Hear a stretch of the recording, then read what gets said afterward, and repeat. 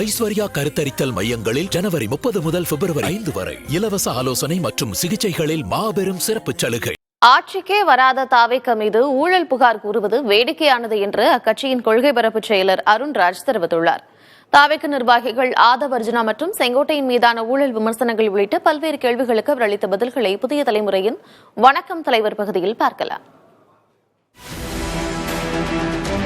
தனிப்பட்ட முறையில் 17-18% மேலே சகோதரர் பிரவீன் சக்கரவர்த்தி அப்படியே ஒரு வருஷம் தூங்கிட்டு நேராக வந்து ப்ரெஸ்ஸில் மீட் பண்ணாரான்னு தெரியல. இப்போ கதாநாயகனாக இருந்தவருக்கு பில்டப் தானே கொடுப்பாங்க.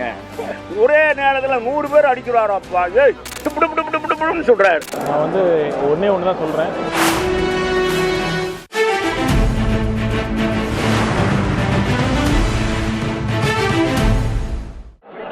காங்கிரஸை சேர்ந்த பிரவீன் சக்கரவர்த்தி 18% வாக்கு வந்து தமிழக வெற்றி எடுத்திருக்குது. தனியாக நின்றாலும் அந்த அளவு வாக்கு வங்கி இருக்குதுன்றாரு. அந்த 18% போதுமானதாக இருக்குமா நீங்கள் முதலமைச்சர் ஆவதற்கு? நான் ஏற்கனவே குறிப்பிட்ட மாதிரி சகோதரர் பிரவீன் சக்கரவர்த்தி அப்படியே ஒரு வருஷம் தூங்கிட்டு நேராக வந்து ப்ரெஸ்ஸில் மீட் பண்ணாரான்னு தெரில. அந்த 18% ரொம்ப நாளுக்கு முன்னாடி இருந்த நிலை இப்போ வந்து தற்பொழுது தமிழக வெற்றி கழகம் ஒரு முதன்மை அரசியல் சக்தியாக கிட்டத்தட்ட 30-31% மக்கள் ஆதரவு இருக்கு. தனித்து ஆட்சி அமைக்கக்கூடிய ஆற்றலை மக்கள் செல்வாக்கை பெற்றிருக்கிற கட்சி தமிழக வெற்றி கழகம். நாங்கள் ஆளுகின்றவர்கள் மட்டும்தான் நாங்கள் வந்து எதிர்கொள் கொடுப்போம்னு சொன்னீங்க. ஆனால் இப்போ அதிமுகவும் சேர்த்து விமர்சனம் பண்ணுறீங்க. இதற்கான காரணம் என்ன? அவங்களும் உங்கள் மீது பல்வேறு விதமான விமர்சனங்கள் வைக்கிறாங்க. பழுத்த பழம் மீதுதான் கல்லடி விழுன்னு சொல்லுவாங்கல்ல. நான் கட்சி வளர்ந்து கொண்டிருக்கிறது, அவர்கள் எல்லாம் அச்சத்தில் இருக்கிறார்கள் என்பதை தான் இதை காட்டுகிறது. அதிமுகவை சேர்ந்த அமைச்சர்கள், முன்னாள் அமைச்சர்கள் வந்து என்ன சொல்லியிருக்காங்கன்னாக்கா, செங்கோட்டையாலும் சரி ஆதவ அர்ஜுனாலும் சரி பல்வேறு விதமான குற்றச்சாட்டில் வந்து இருக்காங்க.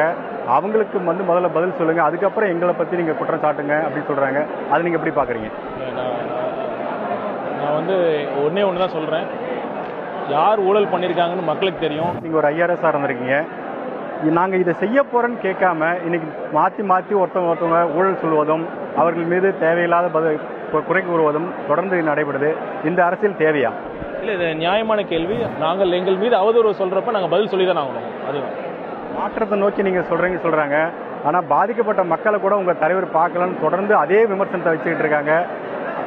பிற்காலத்தில் இதே நிலை தான் தொடருமா? பிற்காலத்தில் எப்படி மாற்றிக்க போறீங்க உங்களை?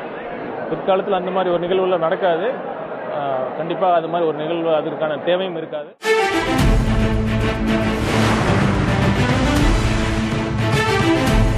ஐஸ்வர்யா கருத்தரித்தல் மையங்களில் ஜனவரி 30 முதல் பிப்ரவரி 5 வரை இலவச ஆலோசனை மற்றும் சிகிச்சைகளில் மாபெரும் சிறப்பு சலுகை.